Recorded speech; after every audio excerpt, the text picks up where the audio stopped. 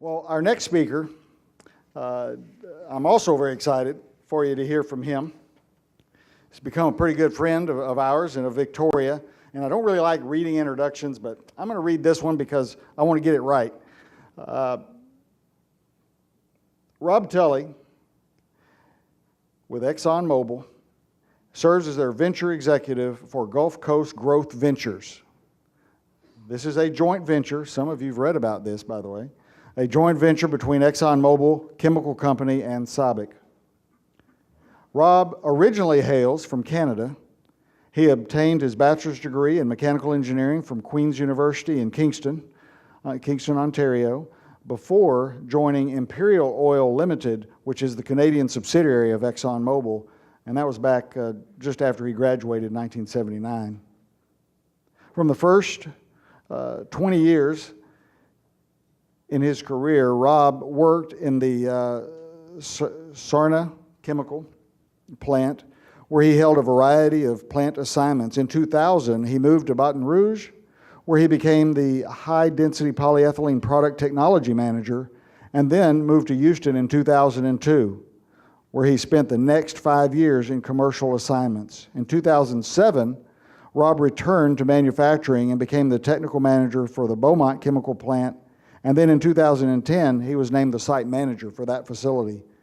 In 2012, Robb was assigned the ExxonMobil's European Manufacturing Organization as the regional manufacturing manager, and eventually returned back stateside in 2013.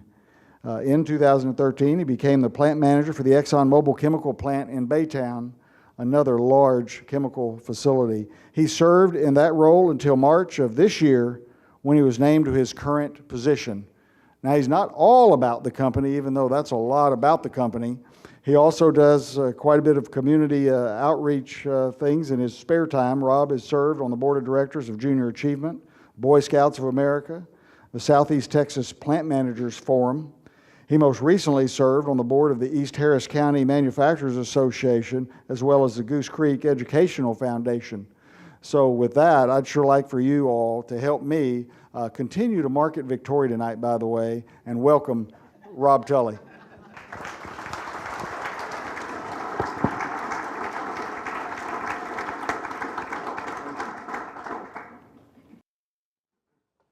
Thank you so much. I'll tell you, it's a real pleasure to be here, and thank you for the opportunity to speak with you. I feel a little bit set up because a number of you heard the president of our chemical company give this talk a few weeks ago. So if you hear me say anything different than he said, I made a mistake and I'm sorry. I know, I've been in this job about 6 months, and it's been just great working with Dale and Adrian, and Robbie seems to always find a way to show up, and that's great because as we've got a great relationship going, and they really are fantastic ambassadors for Victoria. You've made us feel so welcome as we work through this selection process for this facility that we're building. And what's so exciting about it is we're building a plant that's going to be the largest gas cracker in the world. What's even better is Baytown's building what they call the biggest one right now, and we're going to kick their butt when we build this one. So there's no competition. But I know as I'm talking about this and we're talking about this project, there's a little bit of uncertainty and some anxiety, so I'm kind of wondering, well, what are they doing? What are they going to build? And more importantly, where are they going to build it? But I also hope at the end of my talk that you're going to share in some of the excitement that I have around the opportunities that we see coming to this industry. And if there's one thing you take away from this talk tonight, this oil shale boom, the oil shale boom is creating unprecedented growth in U.S. chemicals manufacturing. And you'll see some charts here. I mean, when I go through them, it's incredible some of the numbers that you see and how big a change this is. So as I go into the talk, I'm going to talk a little bit about the energy demand for the world, what drives it, and kind of where do we see it going over the next 20 years. And the company, we put this out every year. We update it every year. If you go to our website, you can pull that off the website. I highly recommend you do it because we really provide this for folks just like you, for our community leaders, so that you have good science-based data which you can look at, and you can compare it with anybody else's information, but you'll have at least our perspective on the energy outlook for the next 20 years. And then we'll move on. We'll talk a little bit about oil shale. We'll get a little bit closer to home. And you'll see as we go through it, this is huge. It's huge in the US, and it brings a tremendous advantage to us, and in Texas in particular. And then finally, I'll talk about chemicals, which, of course, I've spent my whole career in the chemical business, so that's near and dear to my heart. And we'll talk about why is this an even bigger deal for chemicals than it is for industry in general. It's just huge for chemicals. First chart really has three pieces of information that we're looking at. The first is population growth, the second is the economy, and the third is energy demand. And we divided up the world. In our infinite wisdom, we decided there's two groups of people in the world. There's the OECD, the Organization of Economic Development and Cooperation. I probably got that a little mixed up. But it's about 34 countries, all what we used to call the developed world, the free market economies. So think Europe, North America, Australia, Japan, Korea. Those are the countries. And then you got everybody else. And the first thing you notice on population, there's 7 billion people in the world today, and it's going to grow to about 9 billion in 2040. And the interesting thing you notice, the OECD is flat. It's a small piece of the population, and it's flat. All the growth is happening in the non-OECD countries. Move over to GDP, to economy. And you can see, even though the OECD is a small portion of the world's population, we drive the economy. In the year 2000, we were 75% of the economy. It was all about the OECD. What's changing is it's shifting to the non-OECD countries, and it's shifting at an amazing rate. By 2040, it'll be about 60-40, and that you can see those curves are diverging. So as time goes on, the non-OECD countries, they're going to become developed. They're just behind us by a few years, but they're going to get the same place we are. And that's great for us, and you'll see why in a few slides. And then finally, we talk about energy demand. You can't talk about the economy without talking about energy. The two go hand in hand. And why is that? As the economy grows, you're manufacturing more goods. You need energy to manufacture goods. A lot of those goods consume energy. So we produce more cars. Well, cars need energy. We like that, by the way, to run on the roads. If you buy a house, a lot of people buy a house, well, you've got to heat it. A lot of air conditioning in this part of the country, and you fill it with appliances, all of which use energy, and all of which require energy to make them. So those two go hand in hand. What's interesting, you look at this chart and you go, well, why isn't energy following that black line? It's following the red line. And the reason is that as we go, as countries develop and as the economies develop, we get more and more efficient. So cars get more miles per gallon, light bulbs use less energy, everything is like that. And part of it is governments putting good regulations in place that drive more energy efficiency.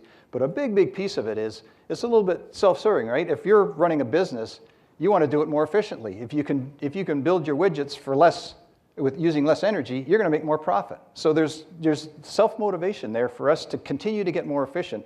And everybody starts to figure that out sooner or later.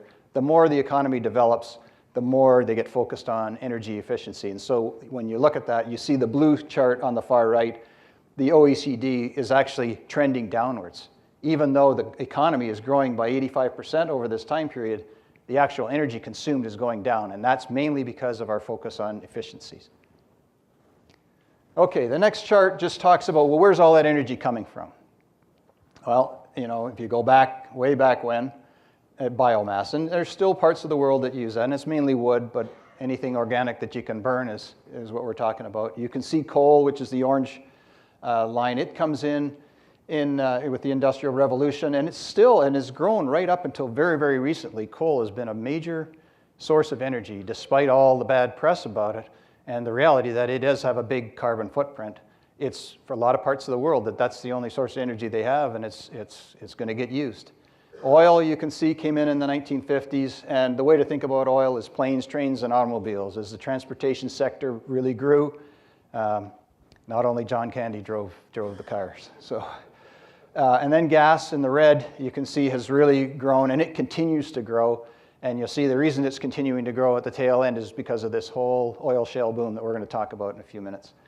Hydro is limited because it gets more and more costly to dam rivers, and of course, every time you do that, you displace a whole lot of people, and there's limited places where you can do that. So it's somewhat limited. Nuclear continues to grow, and it's growing at a very fast rate.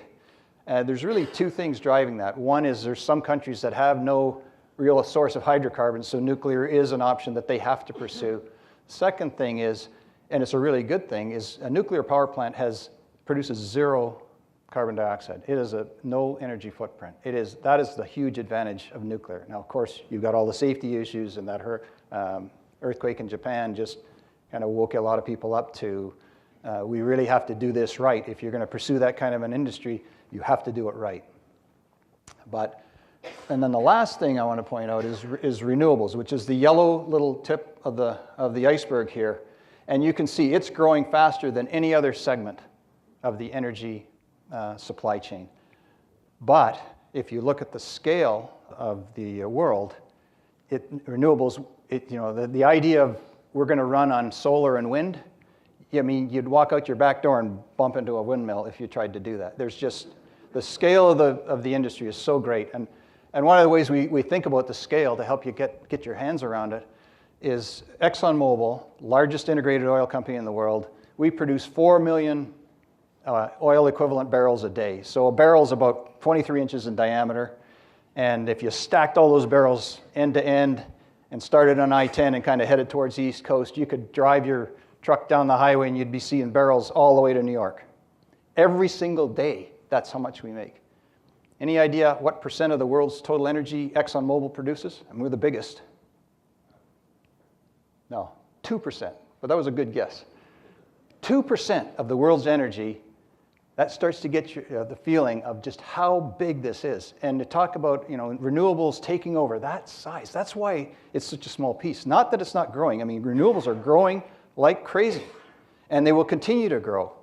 But to think that it can supply the world's energy needs, all of them, is just not going to happen. Not in our lifetime. Maybe down the road, but not in our lifetime. You can see, even in 2040, 75% of the world's energy needs comes from hydrocarbons. So we've got to use them more efficiently. We've got to manage the emissions. And speaking of emissions, one of the things you see is in the OECD, as we get more efficient and we use energy more wisely, the energy emissions are actually, the CO2 emissions are going down now and will continue to go down over this period, even though the economy is growing and the demand for energy is going up. What you see is the growth, the emissions are still increasing in the non-OECD world, but even those start to taper off, and we predict by around 2030, they'll start to be putting enough efficiencies in place that it'll start to drive down as well. So this will happen over time. And the real surprising one is you look at the United States on the far side, and you can see our CO2 emissions are dropping like a stone. And again, that ties back to this gas that we're getting out of the tight oil shale. And so we're switching from coal to gas, and it's a much, much cleaner burning fuel, and it's driving down our emissions at a tremendous rate. So if you can get more efficient, and if you can go to cleaner burning fuels, you achieve a lot of the objectives around managing our impact on the environment. Clearly an area that's of huge concern for the industry and for people in general, but what the good news is I think a lot of people, when they see these slides, are a little bit surprised that it's actually going down, because all you hear is how bad it is and it's growing. Well, there's a lot of work going on to drive this down. More needs to be done, make no mistake about that. And the other thing to talk about is just to get an idea. I talked about scale, but start to think about technology. To find new sources of oil and gas takes an incredible amount of technology.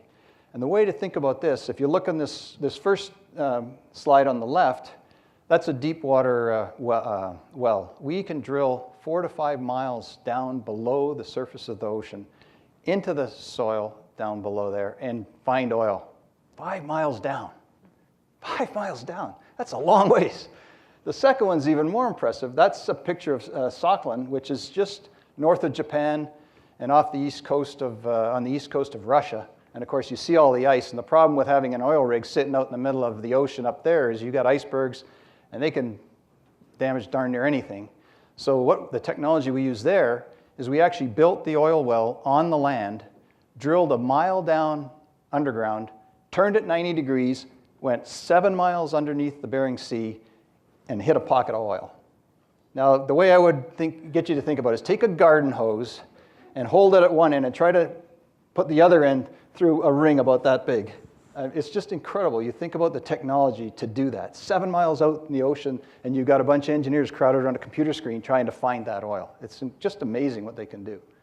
And then the third picture just represents hydraulic fracturing, which we've known for years that there's oil in that rock. We just couldn't get it out.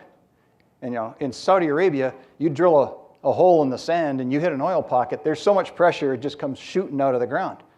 Neil Chapman, our president, says, that's cheating.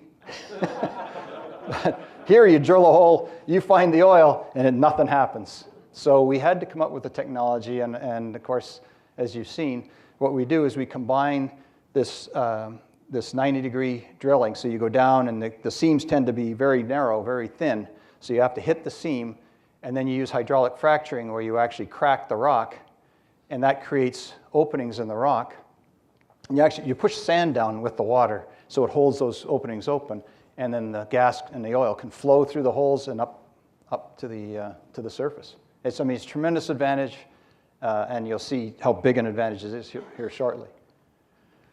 So here it is. If you look at global gas and oil supply, the blue represents conventional. So that's the cheaters, where you drill and it just comes to the surface. But the red is gone from almost nothing back in, if you went back a few more years, there's no red on there. And now you can see it's a pretty significant amount of the world's energy supply. But look at the chart on the other side, the North American oil and gas supply. It's over half. Over half. It is game changing. And remember how big the scale is on this. This is unbelievable amount of oil and gas that's available through this unconventional shale. It's a game changer. And you can see what's it done for the US. There's our crude chart on the green chart. And you can see since 1970, for 40 years, gradual decline in production of the US. And now we're producing in 2015 almost as much oil as Saudi Arabia. And there's gas. It's been sneaking up since 2000, just didn't tell anybody. The funny thing for us, it's not really funny, but we built a facility on the Gulf Coast here over at Golden Pass that was going to import gas from Qatar. Just about the time we were ready to start it up, the oil shale and gas really got going. And so we spent the last 5 years converting the facility so now we can export from the facility to the rest of the world. And then bring it home to Texas. Texas, so you saw in the US it's about 10 million barrels a day. 4 million of those come from Texas. And you can see how big a deal it is for us here. From 2000 to 2010, just a gradual decline. And that's not for lack of trying, but conventional fields are running out. And here we are, we start to get this unconventional oil going, and look at what's happened. It's just exploded. And what's it do? So what's all this do on the global scale? And the way to look at this chart is on the left, that's liquids, think of it as oil. And in the Middle East, start with the Middle East chart in the middle. The blue represents oil that's produced in the region and consumed in the region, so it's not going anywhere. And green is oil that's produced in the region, but you can export it. So of course the Middle East, as you can see, has been an exporter for a long, long time. Where does it go? Look at Asia Pacific. They can only produce a small portion of what they actually use. All the red they are importing from the rest of the world. What's changed is look at North America. Back in 2010, we were importing a significant amount of our oil. And look now in 2030 and 2040, we're saying we're going to be exporting to the rest of the world. Huge game changer because the US is a major, major player in world oil consumption. And the same message with gas. In both, and it's hard to see, but there's a little red sliver on the top of the gas in 2010. So we've gone from a net importer of oil and gas to a net exporter. What a game changer. And what's it do? And what's the advantage? So how does it come back to manufacturing? Why is this such a big deal for us in the room? Well, if you're not in the oil and gas business. Look at the price of natural gas. From 2000 to 2009, you could argue between Asia, Europe, and the US, the price was in parity. It moved around a little bit with market forces, but essentially was in parity. So a manufacturing plant here in the US, the energy costs were the same as they were in Europe or Japan. But look what happens in 2010. Price of oil goes up over $100 a barrel. Most of the energy is is driven by oil prices in the rest of the world, but in the US, this gas starts coming out of the ground. We got no place to go with it. The prices drop. What a huge advantage for us, a huge advantage. Even today, where the price of oil has dropped pretty dramatically, we still enjoy a tremendous advantage. That penny or two per million BTUs is huge. The way to think about this, at the risk of being politically incorrect, is that cheap energy trumps cheap labor. That was really bad, but I'm Canadian, so you know. I was saving that up all day. Walt's going to counsel me afterwards. So anyway, but what's it mean for the U.S. manufacturing sector? We've spent we increased GDP by $190 billion, and the U.S. manufacturing sector is getting 1.4 million more jobs from this. Take it a little bit further. Let's start talking about chemicals and bring it closer to, well, why am I so excited about this being in chemicals? Look back 10 years. In 2005, there's a study done by the American Chemistry Council that concluded that the U.S. was the most expensive place in the world to produce ethylene. Why was there no growth going on here? That's why. Most expensive place in the world. And here we just did a little study here in 2015, and look where the U.S. is. We're right down there with the Middle East. That's incredible. That's incredible. Chemical industry. So what do we do about it? We've announced 264 new projects due to shale gas across the U.S. in the last 10 years.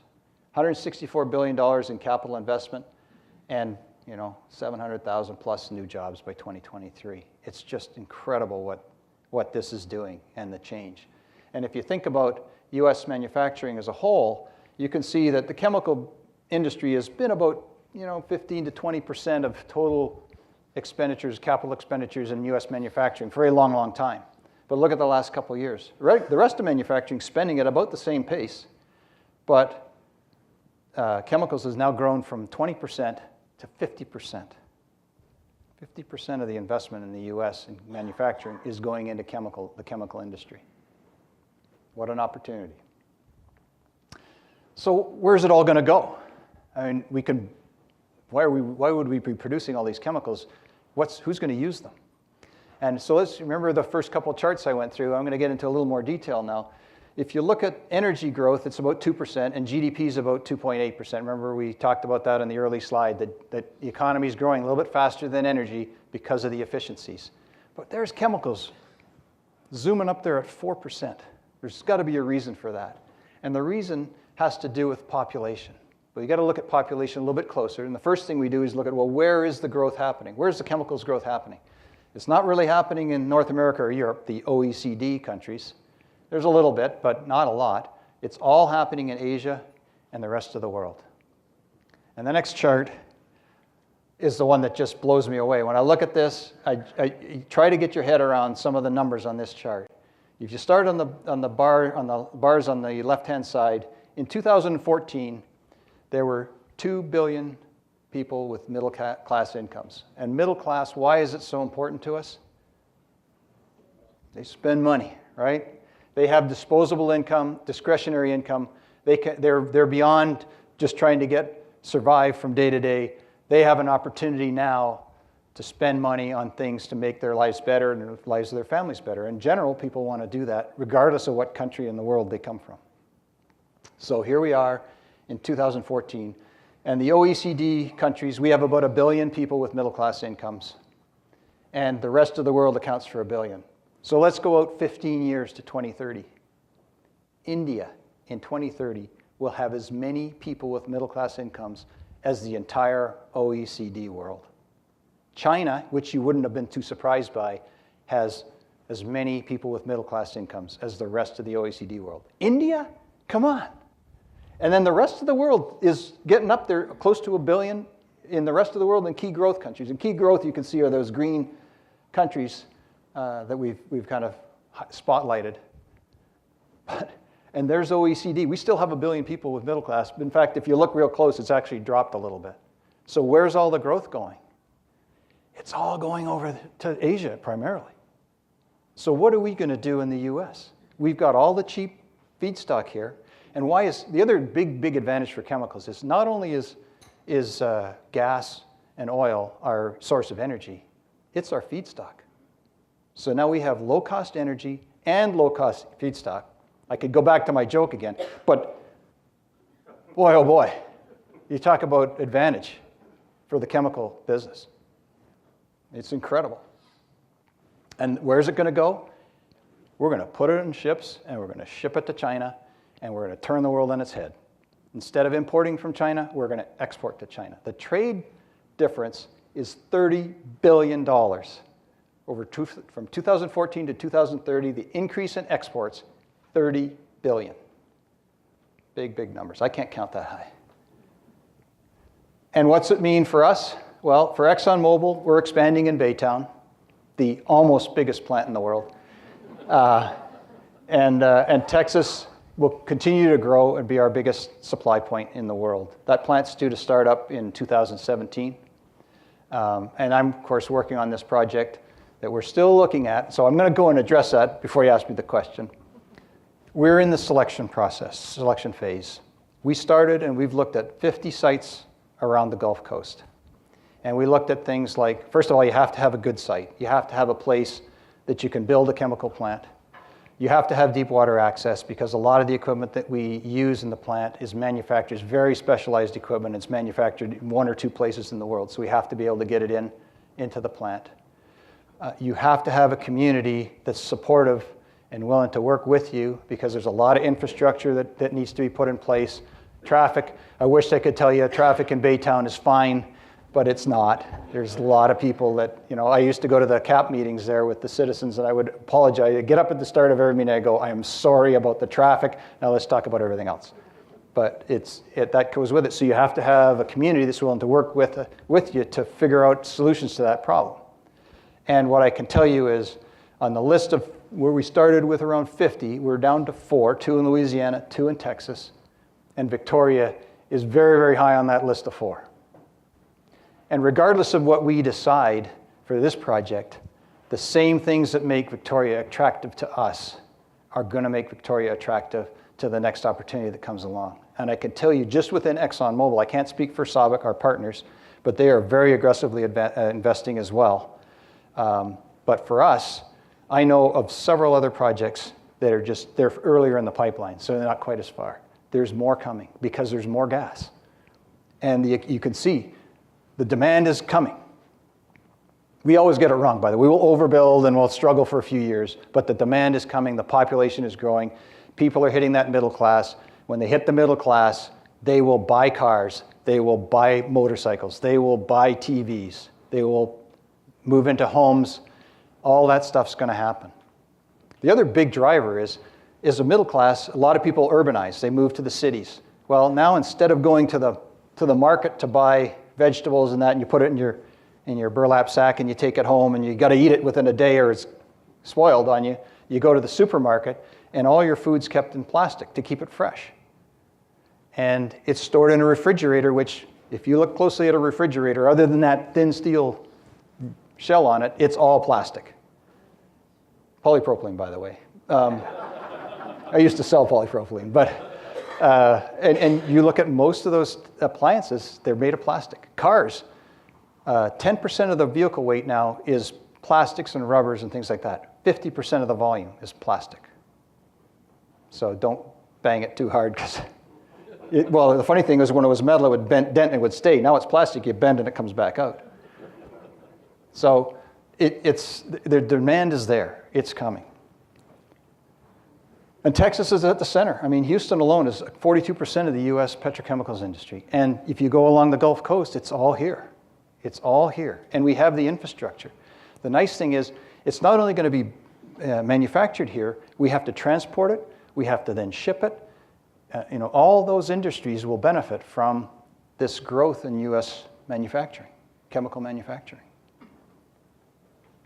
So I've reached the end of the slides, and I want to thank you for your time. And hopefully you're sharing a little bit of my excitement about the opportunities here. And I really feel like Victoria, you guys have been so great to work with. The opportunity is coming your way. It's coming your way for sure. And I just want to reinforce with you that this oil shale boom, it is creating unprecedented growth in U.S. chemicals manufacturing, and we all stand to benefit. Thank you for your time.